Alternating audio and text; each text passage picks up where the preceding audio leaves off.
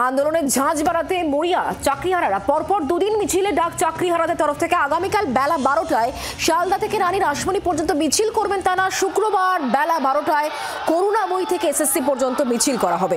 সম্পূর্ণ অরাজনৈতিক ব্যক্তিত্বদের নিয়ে মিছিলে ডাক দিয়েছেন চাকরিহারারা। কোনো রাজনৈতিক নেতা কর্মী যাতে না থাকেন তাও স্পষ্ট করে দিয়েছেন আন্দোলনকারী চাকরিহারারা।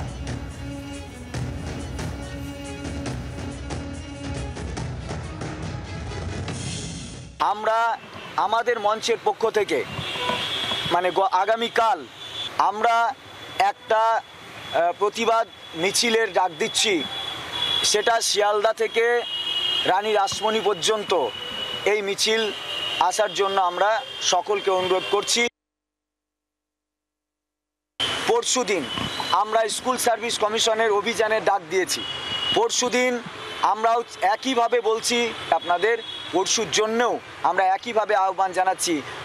আমরা আপনাদেরই সব কলিগ ছিলাম, আমরা আপনাদের মতোই সরকারি কর্মচারী ছিলাম, কিন্তু অন্যায়ভাবে আমাদের সঙ্গে যা হয়েছে তা আপনাদের সঙ্গেও কোনো না কোনোভাবে হতে পারে। আমরা চাই না সেগুলো হোক। বাংলার আওয়াজ, বাঙালির আবেগ, জি 24 ঘন্টা।